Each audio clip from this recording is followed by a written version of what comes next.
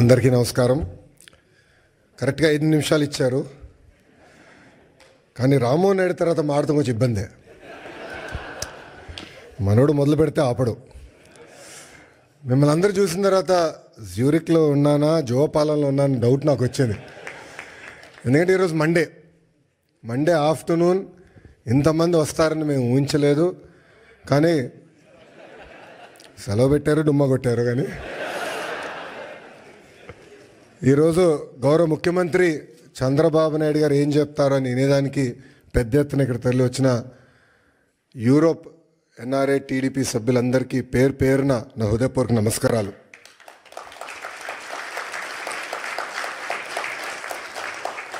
తెలుగు జాతి సత్తా ఏంటో ఢిల్లీకి వినిపించిన వ్యక్తి విశ్వవిఖ్యాత నరసార్వభౌమ స్వర్గీయ శ్రీ నందమూరి తారక రామారావు గారు.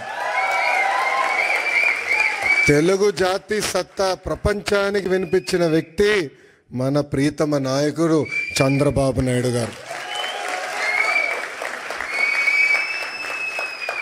చంద్రబాబు నాయుడు గారు ముఖ్యమంత్రి అయినప్పుడు కరెక్ట్గా నేను 8th క్లాస్లో ఉండే. నాకు ఇప్పుడు కూడా ఆ 10 సంవత్సరాలు 94, 95 నుంచి 2004 వరకు మనం ఒకసారి చూస్తే ఒక్క ఫోటో సమ్మప్ చేస్తుంది ఆయన పరిపాలన. న్యూయార్క్లో వర్షం పడుతున్న సమయంలో ఆయన చేతిలో ఒక ఫైల్ పెట్టుకుని, చంకులో ఫైల్ పెట్టుకుని బ్యాగ్ మోసుకుంటూ నడుస్తూ ఉంటారు ముఖ్యమంత్రిగా.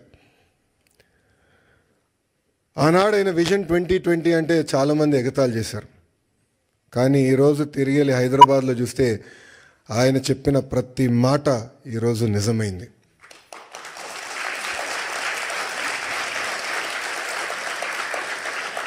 బాబు గారు 4వ సారి ముఖ్యమంత్రి అయ్యారు. కానీ రాము అన్నట్టు మా అందరికన్నా స్పీడ్. సో రాము అడిగాడు, అన్నా నువ్వు ఢిల్లీ ఫ్లైట్లో వస్తున్నా అంటే, డోస్ నీకు జాలేరా, నేను వద్దా ఫ్లైట్లో, నేను బాంబే నుంచి వస్తానని చెప్పా. కరెక్ట్గా విఐపి లాంజ్లో దిగిన తర్వాత అడిగా రాముని, ఎలా ఉందిరా ఫ్లైట్ అంటే, అన్న పడింది నాకు అన్నాడు. అంటే చంద్రబాబు నాయుడు గారు ఒక సోర్స్ ఆఫ్ ఎనర్జీ. ఆయనకి చాలా అద్భుతమైన ఐడియాస్ ఉంటాయి. ఆ ఎనర్జీలో మనం ఎంత నింపుకుంటాం అనేది చాలా చాలా ఇంపార్టెంట్. కానీ ఒక్కసారి చంద్రబాబు నాయుడు గారి జీవిత చరిత్ర చూస్తే అనేక ఇబ్బందులు ఎదుర్కొని పైకి ఎదిగిన వ్యక్తి. కేవలం రాజకీయాల్లో కాదు, ఈజ్ అ సీరియల్ ఆంటర్‌ప్రెన్యూర్. ఇక్కడ చాలామందికి తెలియదు ఆ విషయం. ఇక్కడ మీలో చాలామంది ఆంటర్‌ప్రెన్యూర్స్ అవ్వాలనుకుంటున్నారు. ఆయన సుమారుగా 4 కంపెనీలు స్టార్ట్ చేశారు, 3 ఫెయిల్ అయినాయి. 4వది హెరిటేజ్ ఫుడ్స్. 3 ఫెయిల్ అయినాయని ఆయన ఏనాడు బాధపడలేదు, ఇబ్బంది పడలేదు, ఇంట్లో పడుకోలేదు. 80% సక్సెస్ అవ్వాలని ఆయన వెళ్ళారు. రాజకీయాల్లో మనం చూసాం, ముఖ్యమంత్రిగా దేశం మొత్తం ఆయన వైపు చూసే విధంగా ఒక నాయకుడిగా ఆయన ఎదిగిన. రాజకీయాల్లో హైస్ ఉంటాయి, లోస్ ఉంటాయి. ఆయన ఎప్పుడూ ఆయన హైని లో ఎటు తీసుకున్నారు అట్టనే తీసుకున్నారు. వాస్తవంగా మాకు లోయెస్ట్ పాయింట్ బాబు గారిని అరెస్ట్ చేసినప్పుడు, బహుశా ఇక్కడున్న అందరు కూడా అది మన జీవితంలో లోయెస్ట్ పాయింట్. నేనున్నాను అక్కడ, నేను చూసా. ఆయన ఎక్కడ అధైర్యపడలా. చూశారు, జడ్జి వైపు కూడా నవ్వుతా చూసి నడుచుకుంటూ వెళ్ళారు. ఎక్కడ అధైర్యపడలా. 52 రోజులు ఆయన బంధిస్తే మేము వెళ్ళేవాళ్ళం ములాఖాత్కి. మళ్ళీ అక్కడ కూడా మాకు అక్షంతలు పడేది. మొత్తం ఆయన చదివేసేవారు డాక్యుమెంట్లు, నోటింగ్స్తో సహా మాకు చెప్పారు, ఇక్కడ మీరు వీక్గా ఉన్నారు, ఇక్కడ చూసుకోండి, ఇక్కడ జాగ్రత్తగా ఉండండి. ఎప్పుడు అధైర్యపడలా. ఆయన బయటకు వచ్చిన తర్వాత కూడా ఒక సింహంలాగా వచ్చారు. ఆ విజువల్స్ మనందరం చూసాం. ఇది మీ అందరికి ఎందుకు చెప్తున్నానంటే, జీవిత ప్రయాణాల్లో మనందరం అనేక ఇబ్బందులు ఎదుర్కొంటాం. ఒక ఆంటర్‌ప్రెన్యూరల్ జర్నీ అవ్వచ్చు, పొలిటికల్ జర్నీ అవ్వచ్చు, మనందరం అనేక ఇబ్బందులు ఎదుర్కొంటాం. కానీ నమ్ముకున్న దానికోసం అహర్నిశలు కష్టపడితే మనం ఆశించింది, ఆలోచించింది సాధించగలుగుతామన్న నిజం స్వరూపం గౌరవ ముఖ్యమంత్రి చంద్రబాబు నాయుడు గారు. ఎన్ఆర్ఐస్ అంటే నాన్ రెసిడెంట్ ఇండియన్స్ అంటారు. నాకు మటుకు మీరు ఎంఆర్ఐస్, మోస్ట్ రిలయబుల్ ఇండియన్స్. మీరు యూరోప్కి వచ్చి దశాబ్దాలైనా మీ మనసు ఎప్పుడు ఆంధ్ర వైపు ఉంటుంది. 2019 నుంచి 24 వరకు రాష్ట్రం దారి తప్పిందే, మన అనేక ఇబ్బందులు ఎదుర్కొంటున్నాం, మన పరువు పోతుందని చాలామంది నన్ను కలిశారు, నాతో మాట్లాడారు, నాకు వాట్సాప్లో మెసేజ్ పెట్టారు. వాళ్ళందరూ ఒకటి చెప్పా, కలిసికట్టుగా పోరాడితేనే ఆ సైకోని మనం తరిమి కొట్టచ్చని. అది చేసి చూపించాం, కలిసికట్టుగా సాధించాం. 93% కాదు రాము, 94% సీట్లు మనం గెలిచాం, 1% తగ్గించాం. అది మనందరి కృషి.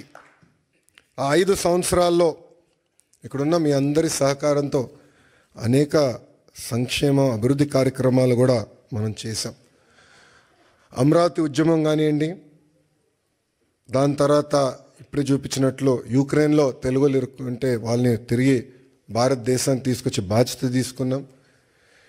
అంతేకాకుండా మన రాష్ట్రంలో ఉన్న తెలుగులకి ఎడ్యుకేషన్లో కానివ్వండి, హెల్త్ కేర్లో కానివ్వండి ఉద్యోగాలు ఉన్నాయి, మీరు ట్రైన్ చేయండి అని చెప్పి పార్టీ ఆఫీస్లో ఎంపవర్మెంట్ సెంటర్ ఏర్పాటు చేసి కార్యకర్తలు వాళ్ళ పిల్లలకి ట్రైనింగ్ ఇచ్చి ఇతర దేశాలు కూడా పంపించిన వ్యక్తులు మీరు.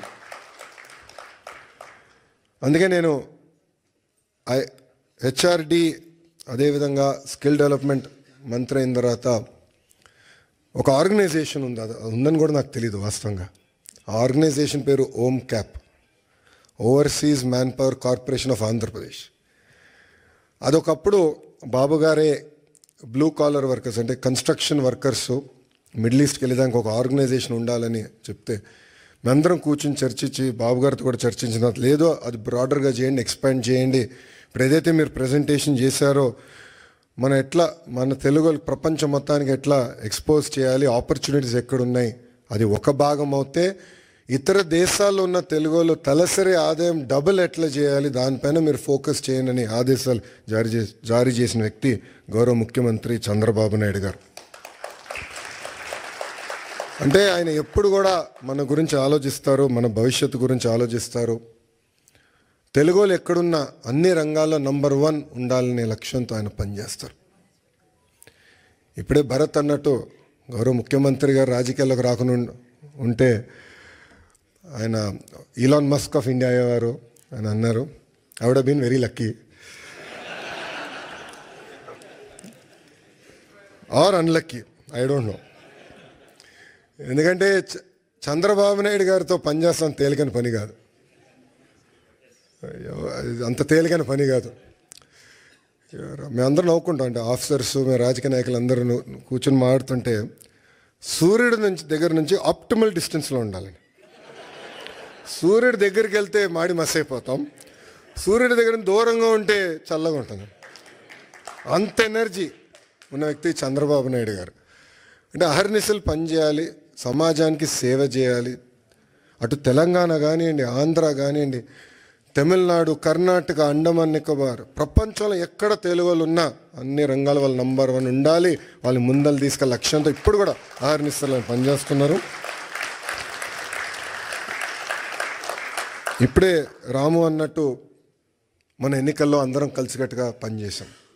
మీలో చాలామంది తిరిగి భారతదేశానికి వచ్చారు, నెలల పాటు లీవ్ పెట్టి మా కోసం మీరు కష్టపడ్డారు. అది జీవితాంతం మేము గుర్తుపెట్టుకుంటాం.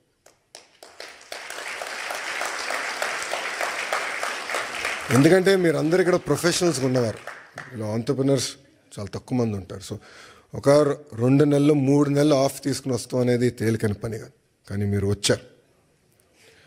ఇప్పుడు అదే స్ఫూర్తి, అదే ఎనర్జీ రాష్ట్ర పునర్నిర్మాణం కోసం మనం పెట్టాల్సిన అవసరం ఉంది.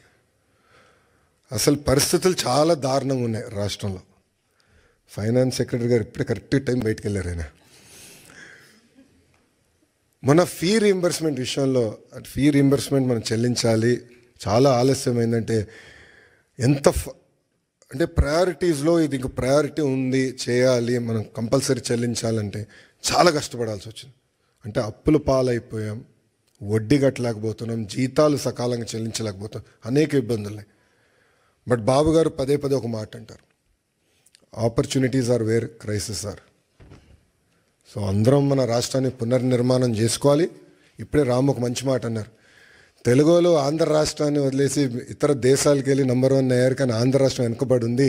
ఇప్పుడు తిరిగి రండి, పునర్నిర్మాణం చేద్దాం, కలిసికట్టుగా కష్టపడదాం. 5 సంవత్సరాలు, ఎక్కువ సమయం అవసరం లేదు, 5 సంవత్సరాలు ప్రపంచానికి మళ్ళీ ఆంధ్ర రాష్ట్రం అంటే ఏంటో చేసి చూపించుదామని ఈ సభాముఖం మిమ్మల్ని అందరినీ కోరుకుంటూ, ఇప్పుడే భరత్ చెప్పినట్లు ఎకనామిక్ డెవలప్మెంట్ బోర్డు ఉంది. ఎవరైనా పెట్టుబడులు పెట్టాలన్నా, ఇంటరాక్షన్ చేయాలన్నా ఒక ఆర్గనైజేషన్ ఇప్పుడు క్రియేట్ చేసాం. That will be your single port to call. అదేవిధంగా ఓమ్ క్యాప్లో కూడా కొత్త లీడర్షిప్ తీసుకొచ్చాం, వాళ్ళతో కూడా మీరు కోఆర్డినేట్ చేయొచ్చు. ఇక్కడ చాలామందికి నా వాట్సాప్ నెంబర్ ఉంది, చాలామంది నాకు మెసేజ్ పెడతా ఉంటారు. మీ ఫీడ్బ్యాక్ కూడా మాకు చాలా చాలా అవసరం. కేవలం అభివృద్ధి కాదు, రాజకీయ పరంగా కూడా మీ ఫీడ్బ్యాక్ మాకు చాలా చాలా అవసరం. Time to time me feedback తీసుకుని ఒకవేళ దారి తప్పుతున్నా అంటే మళ్ళీ సరైన దారిలో పెట్టాల్సిన బాధ్యత కూడా మన పైన ఉంటుంది. సో ఆ ఫీడ్బ్యాక్ కూడా మీరు ఇవ్వాలని సభాముఖంగా కోరుకుంటూ, ఒక మిత్రుడు కూర్చున్నప్పుడు చూపించాడు, ఒక అతని పేరు ఎర్ర బుక్ గురించి చూపించాడు. పాదయాత్రలు ఎర్ర బుక్ గురించి మాడితే ఎవడు పట్టించుకోలేదు. అబ్బా ఎన్నికలైన తర్వాత అది నేను దాంట్లో డౌట్ వద్దు. మీరు చూస్తే నేను పాదయాత్రలో చాలా స్పష్టంగా చెప్పాను, ఎవరైతే చట్టాన్ని ఉల్లంఘించి ప్రజల్ని కార్యకర్తలను ఇబ్బంది పెట్టారో వాళ్ళని వదిలేది లేదు అని చెప్పాను. ఒక్క నిమిషం ఆగండి, ఇంకా ఇప్పుడే కాదు. అది ఎందుకు చెప్పానంటే అండర్లైన్ ఉంది అక్కడ, చట్టాలు ఉల్లంఘించారు, నేను ఎస్టాబ్లిష్ చేయాలని. ఇది కక్ష సాధింపు ప్రభుత్వం కాదు, కానీ నేను ఎస్టాబ్లిష్ చేసి యాక్షన్ తీసుకుంటాం. దాంట్లో ఎలాంటి సందేహం మీకు అవసరం లేదు, రిలాక్స్డ్గా ఉండండి, మీరు యాక్షన్ చూస్తారు. ఆల్రెడీ మొదలైంది, పూర్తి కూడా చేసే బాధ్యత మేము తీసుకుంటాం. చివరిగా ఇంకా నేను ఇప్పటికీ చాలా మాట్లాడా, గౌరవ ముఖ్యమంత్రి గారు మైక్ ఇవ్వాలి. చివరిగా మిమ్మల్ని అందరిని కోరేది, గౌరవ ముఖ్యమంత్రి గారు స్పీచ్ అయిన తర్వాత నా కోరిక మేరకు గౌరవ ముఖ్యమంత్రి గారు అందరితో ఫోటోలు దిగుతున్నారు.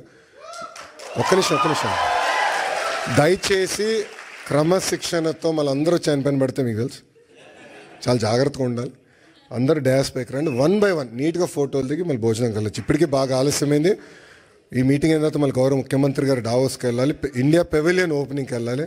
సో మీ అందరి సహకారం ఉండాలని మిమ్మల్ని అందరినీ కోరుకుంటూ, నాకు ఈ అవకాశం ఇచ్చిన మన ఎన్ఆర్ఐ టీడీపీ సభ్యులందరికీ పేరు పేరున నా హృదయపూర్వక ధన్యవాదాలు తెలుపుకుంటూ మీ అందరి నుంచి సెలవు తీసుకుంటాను. జోహార్ అన్న ఎన్టీఆర్, జోహార్ అన్న ఎన్టీఆర్. చంద్రబాబు నాయుడు గారి నాయకత్వం, చంద్రబాబు నాయుడు గారి నాయకత్వం. జై హింద్, జై హింద్. Thank you.